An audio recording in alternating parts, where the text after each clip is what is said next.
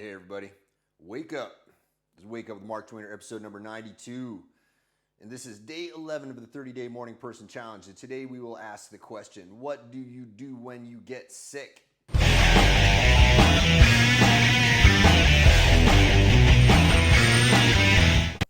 So I'm actually answering this question on the behalf of someone on my team who is fighting the flu right now. Apparently there are 100,000 people in Australia with the flu, which is where he lives. So I thought this would be a good topic. And it's actually apropos for this discussion of the 30-day morning person challenge because rest is a big component of this. Should you be waking up early in the morning when you are sick? Should you not let yourself sleep? Well, let's talk about that first before I talk about some of the other protocols that I would recommend personally. I can't recommend these things. I'm not a medical professional. But I can tell you some of the things that have worked for me, some of the science that I am aware of. I will leave you to do your own research and make your own determination on this and all things in life in general. So, rest. Should you still wake up early in the morning? I think you should. Here's why. Because I think that morning sunlight is very, very important. At the very least, you should be getting up before the sunrise and watching the sunrise. We've discussed that many times before. There's a lot of evidence to show that getting that sunlight in the eyes in the morning is very, very important for the production of dopamine and melatonin. Probably there are many, many other things that it does in the body that we have not yet identified. My experience has been that getting up early in the morning and watching the sunrise seems to have a very, very good effect on my sleep. I seem to be sleeping better as a result of that. Could be that along with many other things. As with all N=1 studies where we have not controlled for all variables, it is very, very hard to know what is actually going on. But again, as I was discussing in yesterday's broadcast, it's hard to know anything with science at all because how do you control for all variables when you don't know what all of the variables are? We can't possibly know what all of the variables are. If we think that we know what all of the variables are, we are assuming omniscience. And I would say that if we look back at the history of science, that is a very, very bad stance from which to begin your discourse. So what do? You still need more rest. Well, I would get to sleep earlier, right? I try to sleep, around 8 p.m. every night. When it starts getting dark, I'll put on my blue blocker sunglasses as much as I remember to do that so I can, sort of dampen the effects of the artificial light.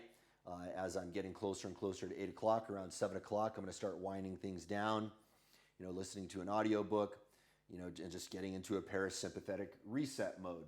I might do some heart math breathing, some different breathing techniques to calm myself down. You might also want to take some naps throughout the day. Another thing I would recommend is getting some sunlight. Sunlight, we know, stimulates the production of vitamin D. Vitamin D has a very, very vital role in the immune system, as we know, and there's a lot of evidence now that supplementation of vitamin D is not necessarily giving us the same effects, right? So for the longest time, doctors were saying, well, everybody's low on vitamin D, so therefore supplement vitamin D. There's some recent research that came out that said that supplementation of vitamin D wasn't showing any positive effects on the immune system at all. Is that study true? I don't know. You got to take it with the same, horse granule of salt that you need to take all of these studies with. We don't know which of these studies are corrupt. We don't know which of these studies were conducted incorrectly. We don't know which of them are done out of the name of hubris on the behalf of the scientist who is trying to get a name for themselves. We don't know. So be very, very cautious of saying, well, the new research says, by the way, it's a really interesting phrase, isn't it? According to the latest research, it shows blah, blah, blah. Bullshit, okay?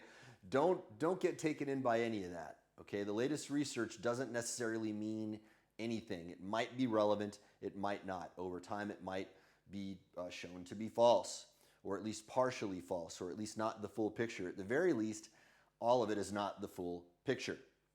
Okay, so I get my vitamin D from sunlight, all right? I try to get as much of everything as I can from natural sources. All right, as I get on in my years, I start to understand that this reductionist approach to science that I was just as guilty of for the majority of my life is very, very incomplete in its view of the world. So when we say that what we need from the sun is vitamin D and we take a vitamin D supplement, if we think that that's the whole answer, it's probably not the whole answer. Give an interesting corollary to this. Guys who are on the carnivore diet are not getting scurvy. You know, we hypothesized that the cause of scurvy was insufficient vitamin C. So when people were on boats getting scurvy, you know, if we sent some fresh fruit along with them on the trips, they were not getting scurvy as often. But somehow, people who are not eating any fruit at all, not taking any vitamin C supplementation at all in the carnivore diet are also not getting scurvy. So again, one of my favorite buzz phrases is, favorite joinerisms, is that causality is not binary, it is multivariate and conditionally dependent. All right, so when we get stuff from the sun, what else are we getting besides vitamin D production? There are probably all sorts of other things going on in the receipt of sunlight in our bodies that we need. What are those things? We don't know. I don't know if we're capable of knowing, but I think as a general heuristic, getting more and more in tune with nature is a generally good idea. It has served me very, very well looking at that. Now, will we eventually figure out all of nature and be able to biohack our way into immortality and solve all of these problems? Perhaps. But I also question whether or not we, in our current state of evolution, have the brain power required to do that. Another thing to think about is this, okay? If we are finite beings existing in an infinite system, how is it possible that a brain or a mind, again, we're assuming that you know, intelligence is or that consciousness is a brain local phenomenon. If whatever our consciousness is, if we exist in a larger system, how is it possible that a smaller subset of a larger system could possibly understand the larger system in which it exists? It's almost a paradox, is it not? Okay, so let me tell you some other interesting protocols that I would find interesting. If we're speaking of sunlight, you know, one of the things that you're going to get there is you're going to sweat a bit from the sunlight. Okay, I think that sweating and drinking large volumes of water is probably going to be very, very good for you when you are sick. I do it every day anyway. I drink 6 liters of water on a day-to-day basis, and I also sweat a lot because I'm in the sun all the time and I work out like a mofo. Okay, another thing I would do is I would get into an infrared sauna. I don't have access to one right now. We need to build one at the place where I'm staying. Okay, I think it's a very, very important and useful protocol. Every time I've done an infrared sauna, you know, I feel much, much better. You know, there's the belief, who knows whether or not it's true, but there are a lot of people who believe this, that the band of light, the far infrared or the near infrared, there's debate as to which of those two bands are better, but that both of them get deeper penetration into your skin and they are more effective at stimulating the release of toxins from your body than just normal saunas. Well, normal saunas are good too because any kind of sweating is a form of elimination. It is one of the multiple pathways that we have of eliminating toxins and poisons from our body. Now, there are people who will tell you that toxin is not a scientific term. That's total bullshit. Go to the journals, go to PubMed, go to Google Scholar, type in the word toxin. You will see thousands upon thousands of references to the word toxin. It is not a bullshit term. Toxins are real, okay, but they are to be distinguished from poisons. I'll let you go down that rabbit hole on your own. We have multiple pathways of elimination. One of them is through our skin, through sweat. So if you sweat more, you are going to be more efficient at expelling more toxins from your body. Urination is another way. Defecation is another way. Okay, there are multiple ways that we get rid of these things in our bodies. Now, something else that you might want to consider doing is trying some activated charcoal. Now, there are people out there who will say, oh, charcoal is debunked. Also bullshit, okay? It is very, very well established that charcoal is effective at removing toxins from the body, and it's not just from the digestive tract, all right? Some people will say, no, it's not effective in removing toxins from your body. It's not true, okay? Yes, the mechanism of action is in the digestive tract. It binds to or adsorbs toxic substances, many different types of substances in your digestive tract. And now here's what happens. Because your body, as it eliminates toxins, dumps it into your digestive tract, there's often reabsorption of those toxins, and your body has to circulate them a few times before you completely dump them. So what you have found, and there's a study in PubMed that you can discover, where they gave some folks phenobarbital, and they were able to show that the oral administration of activated charcoal increased the rate at which the phenobarbital intravenously was removed from the body. Why? Well, because as it is excreting it into the digestive tract, the charcoal is attaching to it and then making your body's ability to remove that toxin more efficient. So it's not recirculating back in, you're more efficiently removing it. All right, so yes, it does speed up the rate at which you can remove toxins from your entire body, not just the digestive tract. Now, let's talk a little bit about supplementation. Some people say that you should take high doses of vitamin C. I personally don't take high doses of much of anything anymore. The only things that I like to experiment with these days are mostly peptides. Okay, I do testosterone replacement therapy because I'm a man who is 50 years of age, and anytime anybody past 30 now, your testosterone is going to be declining, and we have lots of exogenous factors out there that are affecting our testosterone levels and introducing xenoestrogens and things like that into our systems. For example, plastics out there are xenoestrogens that will mess up your hormonal balance. There are lots of things going on in the environment that are lowering our testosterone levels. Whether or not you should take testosterone is something that you should, discuss with a medical professional and do your own research on. Okay, for me, looking on balance at the risks and the rewards of it, I decided that the rewards were outweighing the risks. Now, there are certain things that you have to do when you take a testosterone replacement. You have to be checking your liver levels. You have to look at multiple levels throughout your body to make sure that your liver is processing it correctly and that you are not harming yourself. You need to look at the rest of your hormonal profile to make sure that your body is not aromatizing that testosterone into the various forms of estrogen, like estradiol and whatnot, throughout your body. Okay, so it's not something to be done lightly, and it's not something to be done without the supervision of a qualified medical professional who understands the numbers. Okay, now, if I had a choice to not be on TRT and to be on TRT, I would definitely, I would not be on it, because I would rather be on an all-natural pathway. Okay, and in fact, if I can figure out a way to biohack myself to where I don't need it anymore, I will do that. And once I do figure that out, I will take myself off it, or will probably taper off right away. And I'm open to the idea that there are ways to do that. With peptide technology, for example, right now, we're probably very close to being able to manipulate the body's natural stimulation of testosterone. And by the way, vitamin D is one way that we do that. Getting sunlight definitely boosts your vitamin D or your testosterone levels. Now, there is a supplement that I do take on occasion for multiple reasons. It's probably the only supplement that I take regularly now, outside of peptides that I've experimented with, and that is glutamine. And it's very, very powerful for healing you when you are sick.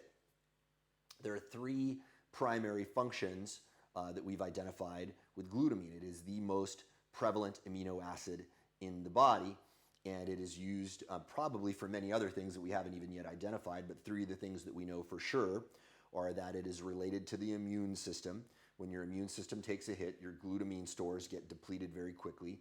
When you are under stress, the cortisol levels seem to be consuming large sums of glutamine. And when you do muscle building exercise, like I do a lot of, it also depletes your glutamine stores. So this is why, by the way, when you are under a high load of stress, it's very common that people can get sick. It's also very common for people to get sick when they overtrain. If you do too much hypertrophy type of muscle building exercise and you're not restoring those glutamine stores, it's possible to get sick. Why? All three of those things are connected by glutamine, and if there is a sufficient or if there's an insufficient volume of glutamine in your body, it's very, very easy to get sick. So also, by the way, I take it sometimes for my gut, right? So, I've mentioned, quite a few times that I fought gut issues from, a very, very young age. I'm at a point now where I probably have it more under control than I ever have at any point in my life, probably due to the carnivore diet that I have been on. It's another rabbit hole we can go down at some point.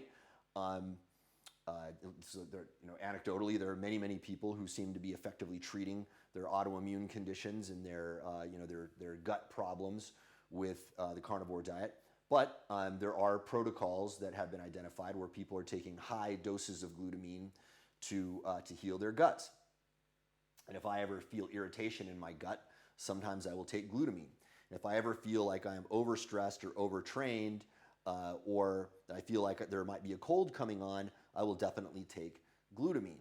Okay, now the dosage that I take is probably higher than I would recommend for anybody. I'll usually take somewhere around 20 grams. It's a relatively high dose. Some of the people treating their guts with it take as much as 80 grams. Standard dose is 5, okay? And even 5 grams can cause loose bowels. So be very cautious with this stuff, all right? So if you don't want to have disaster pants, don't mess around with glutamine unless you're in a place at home where you can kind of see the effects. All right, now once you're acclimatized to it and you know how much you can take, it's probably safe to take and go outside. If you know your body can handle 5, 10 grams or whatever, then you're safe. But experiment with it at home, okay? Now the third thing I would do is I would do a lot of Wim Hof breathing. Wim Hof breathing has been shown in the lab to neutralize toxins in the body. For example, the one very well-known study is where Wim Hof and a number of his students went in, they did Wim Hof breathing, and it neutralized the Ebola toxin inside their body. They did not have the same physiological response that most people have when they are injected with that toxin or when they get Ebola. These guys were actually deliberately injected with the toxin. They did the Wim Hof breathing, and their physiological response was totally different, and they didn't have any of the negative effects that most people normally get. So when I start to feel sick, I do lots of Wim Hof breathing because I'm pretty confident in that science, and I can feel it in my body that it seems to be doing something quite positive. Let's see here. What else would I do? So, yes, one other thing is I would start getting my stress levels under control if they are not already. I try to keep my stress levels under control at all times. I'm going through a dance throughout the day, of the yin and the yang of being, into sympathetic fight or flight mode when I'm working out hard, or I'm working hard, or I'm doing something that requires a lot of intense concentration, or intense emotional projection, like when I'm doing public speaking. But then what I will do is I will counterbalance that with some parasympathetic stimulating activities. For example, 4-8 breathing, something I've talked about on this before. We know that breathing in through the nose stimulates the sympathetic nervous system, and breathing out through the nose stimulates the parasympathetic nervous system. So if you do an in-breath for 4 and an out-breath for 8, or if your out-breath is twice as long as your in-breath, you are stimulating your parasympathetic nervous system more than you're stimulating your sympathetic nervous system. So you tend to get deeper and deeper and deeper into a parasympathetic mode, which relaxes you and puts you in a more restorative, healthier state. So if I were sick, I would definitely be spending part of my day doing that, so that I know that I'm sending that signal to my body. Hey, you're no longer in fight or flight mode. You're in rest and digest mode. Heal yourself. That's the signal that you're sending your body when you do that with that breathing. And by the way, there are people that will tell you that you cannot have any effect on the autonomic nervous system. It's absolutely not true. Okay, now Wim Hof has shown this quite well now. There are a lot of yogis with the different breathing techniques that they have done in the lab have shown that we can do that. It's a very, very well-observed phenomenon now that we can, in fact, at least through breath, and there are probably other ways, we can, in fact, stimulate the autonomic nervous system voluntarily. It seems paradoxical. It's something that we believed for the longest time was not possible, but we know now that it is true. Okay, so get plenty of sleep, get sunlight, take your glutamine cautiously, okay? Sweat a lot, all right? do some Wim Hof breathing, do some parasympathetic stimulation types of activities. Okay, now what I would not do is I would not watch a lot of stuff on TV. If your way of relaxing and getting on and getting into your parasympathetic mode is watching TV, I would question that, because a lot of that stuff is designed to put you in fight or flight mode. If you watch the news, you're not going to be getting parasympathetic stimulation. You're probably going to be getting pissed off, all right? Because that stuff is designed to piss you off, because it's designed to get you to tune in over and over and over again and be in like this constant state of heightened vigilance where it's like, well, I'd better check the news, right? Because something horrible might be happening. That's what they do deliberately, okay? And I wouldn't watch a lot of these shows either, because a lot of the shows are dumping garbage information into your mind, and a lot of them are making you feel worry through your mirror neurons. If you're watching people being chopped up or tortured, or any of the things that you watch on a lot of these shows now, I like Game of Thrones just as much as the rest of the guy, but man, that is not a relaxation activity. Those people are all in a constant state of fight or flight. And through your mirror neurons, your body is going to be mimicking that behavior. All right, so have some sex. Do something that's really going to relax you. All right, really, really relax. Turn on some relaxing music. Talk with people that you love. Maybe you need to do it over FaceTime at a distance because you're contagious. Who knows? But do those types of activities that are going to stimulate your body and tell your body, hey, I need to recover. I need to restore. One last thing I will tell you should probably do is stimulate your lymphatic flow. Now that movement is basically the answer. Okay, now there are a lot of deliberate lymphatic stimulation things you could do. You can do lymphatic drainage massage. You can probably get a very similar effect just by doing this, bounce and shake Qigong exercise that you guys haven't seen me do that before. Just Google Mark Joyner bounce and shake or something like that. And you'll probably see a video of me doing that. If you guys can't find that, just ask me and I'll demonstrate it again.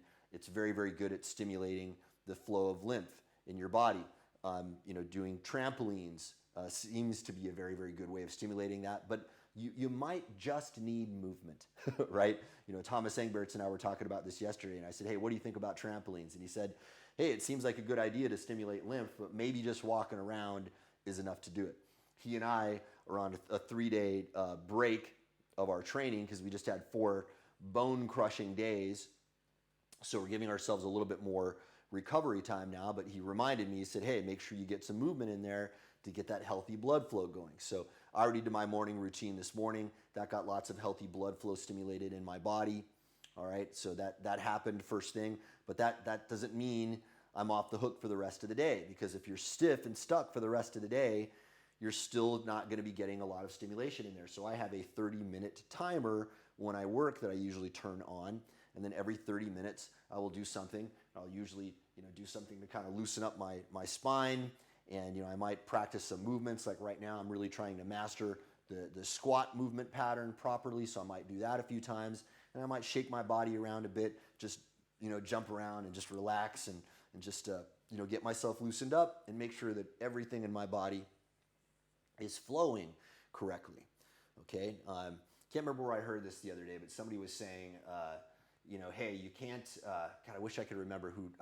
This is from David Goggins. Okay, David Goggins in the book Can't Hurt Me, he was quoting a guy who was teaching him some stretching exercises, right? And he was saying, hey, you can't inject blood into a frozen steak. And most people in their muscles and all of the connective tissue in their body, it's like frozen steak because it's so stiff. All right, so you want to be constantly stimulating the flow of fluid, not just lymph and blood. I mean, who knows? Maybe there's other, fluid and other organs that we haven't even identified yet in the body. We just recently discovered a whole brand new organ a couple of years ago. Who knows what else is going on in there? But we know that whatever is going on in the body, getting it to flow properly, getting the blood, whatever it is that's moving around in our body, into all of the tissues is a good idea. And when these things are not flowing, when they are stuck, and this could be an energetic thing too, if you believe the Eastern model, right? These could be, energy meridian flows. Who knows? I'm not going to poo-poo that just because Western science doesn't accept it.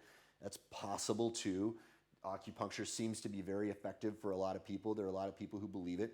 Whatever it is, we know that movement stimulates flow of fluids, maybe even energy throughout the body. And when we're stuck and we're sitting down in a chair constantly without moving, or if we're just lying in bed and we're being stuck, especially in really unhealthy positions, is it any wonder that we're after doing that for a while, we're like, oh man, I feel really stiff. Well, no kidding, all right? You've been stuck in a set position, a static position for a really long time, and you're not allowing flow to get into those areas of your body. So if you are sick, that's one of the things that I think is very, very important, getting that flow throughout your entire body. Why? Because, one of the things that we're doing here as we get ourselves well, if it's a bacterial cause of an illness, when those bacteria die off, they're going to be excreting certain toxins in the body, and they could get stuck in certain places. So you want to be able to stimulate your body's ability to mobilize those things so that when you drink that water and then, you get that stuff out of the multiple excretory pathways in your body, you have the ability to get in there and draw deeper into the areas where some of these things might be sitting. Now, there's some of us, by the way, who have stiffness in our body that's been around for years. I've still got stiffness in certain parts of my body that I'm still fighting to this day, right? Especially like in my upper back. But as I get more and more into that, those things get looser and looser and looser, okay? Some people hypothesize that there is toxic buildup in those tissues. This is why after you get a massage, a lot of massage therapists will tell you, drink a lot of water, because after they get in there and they mobilize and break some of that stuff up, you could be dumping a whole load of toxic garbage, whatever it is, into your body that needs to be excreted. Okay, so I know that that's a pretty big shotgun blast of information. There's probably a lot more to be said about this. Should you be doing high-dose vitamin C? I mean, these are all valid questions. Should you be taking things like chaga and cordyceps? There are probably some mushrooms out there that might be useful for you. I don't want to endorse too much of that stuff because I don't know enough about the evidence. The evidence to me for glutamine is one of the best studied, best established supplements out there. It's one of the ones I've found to be very, very reliable. Who knows, maybe 10 years from now we'll discover that maybe glutamine supplementation is not such a good idea, but my current understanding is that it is one of the best things going. It seems to have worked well for me every time I take it. Now, how much of this is placebo? I don't know. So I'm going to end it on this. We don't know how much of anything we're doing is placebo, but we do know that placebo is a measurable, observable phenomenon. So the last thing you should be thinking about here is using your mind to heal yourself. Visualize yourself feeling better, okay? Now, we can go into a whole conversation about the science behind visualization and whether or not it works. I think that there's enough evidence to show that it does work. We know that visual motor rehearsal in athletics is a very well observed phenomenon. My personal experience is that, when I visualize, myself, being a certain way, I tend to move in that direction. And I also use the TAFT loop, thinking, acting, feeling, and talking. So if I want to be well and I'm feeling sick, I don't mope around and act like a sick person. I try to walk around and act like a healthy person, with the proviso that I need to be taking it a little bit easy. So that doesn't mean I'm going to go out there and ignore the fact that my body is in an immune compromised state and that I shouldn't be treating myself a little bit more gently, right? But I'm not going to go out, so I'm not going to overwork myself. I'm not going to push myself too hard, right? But I'm also not going to walk around and mope around like a sick person on their deathbed, because I think that is only going to exacerbate things and make you sicker faster. That is a controversial thing. Most of what I'm talking about is controversial. You check it all out yourself. You experiment with it yourself. You make your own determinations, but don't let anybody in a position of authority, one way or the other, tell you this is the capital T truth and this is not. They don't know. None of us do. Okay, so experiment. Don't be afraid to experiment. But what I will tell you is this: don't be passive about it. There are certain things you know are wrong. Okay, you know that eating a bunch of chocolate bars and moping around and feeling sorry for yourself, these are not the right things to do. We know that being stiff and stuck is not the right thing to do. A lot of the stuff that we're talking about here is relatively unequivocal, but again, I will leave it to you to make your own determinations. And if you are sick right now, I hope you are feeling better. And I will talk to you tomorrow.